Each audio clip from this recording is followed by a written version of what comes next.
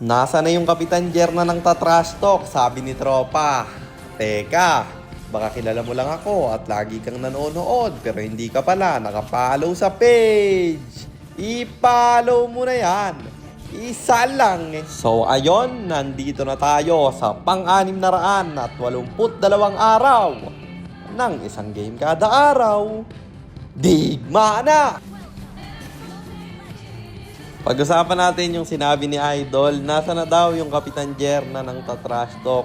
Sa totoo niyan, Idol, hindi naman talaga ako yung unang tumatrash talk. Pumapato lang ako sa mayayabang na kumukupal sa atin. Kumbaga, kupal lang sa kupal men. At dito sa 1 game per day, wala pa namang masyadong tumatrash talk sa atin, kaya wala tayong pinapatulan. Maraming nagko-comment, lalo na sa TikTok, na mayabang daw ako, hambog daw. Pumapato lang naman ako sa mayayabang. Kung kasalanan ng pumatol sa mayabang, yun lang ang pagkakamali ko man. Okay nang masabihan ng mayabang kaysa hayaan ko lang yung mga nagyayabang. Kasi based sa experience ko, kapag hindi ka pumatol bro, magtutuloy-tuloy lang sila, nabubulihin ka. At masyado nang humahaba, babalik yung Kapitan Jerna trash talker kapag may nagyabang na sa atin at may nan-trash talk men. Balik na tayo dito sa game, lamang na naman kami.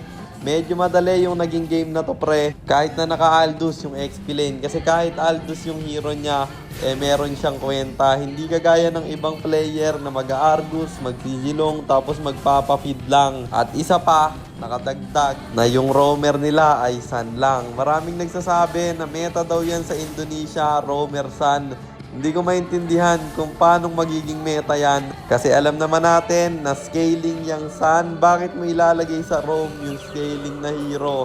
Di nakawawa yung kampi mo. Pero siguro umuubra yan sa mga mahihinang kalaban. Kaya patuloy nilang ginagamit at nagiging meta. Alam naman natin na yung RG sa Pilipinas, kung ikukumpara mo sa RG sa ibang bansa, sobrang dali lang nung RG sa ibang bansa. Kaya siguro yung mga strategy ganyan or hero na ganyan gumagana sa kanila. At balik na tayo sa game. Yung Lord nga amin ang nakuha.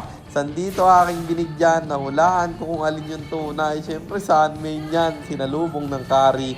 Kaya wala na siyang kawala pre. At kami nag-tower na.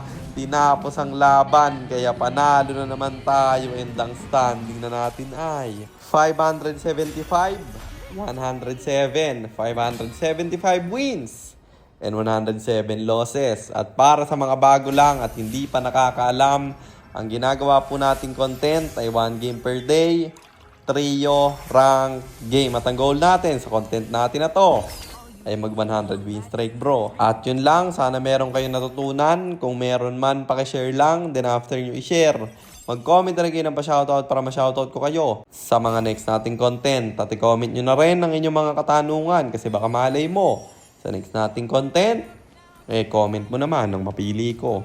At para naman sa mga gustong magpa-pilot ng ML account, mag-PM lang kayo, nagre-reply ako. At syempre, may bayad yon. Kahit hanggang anong rank, pwede nyo ipapilot. Kahit anong hero, pwede nyo ipaspam basta may additional payment pag magpapaspam kayo ng hero.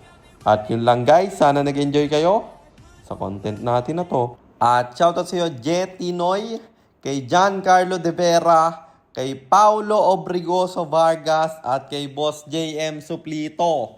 Maraming salamat sa inyong suporta. Mag-iingat kayo palagi. God bless! Paalam!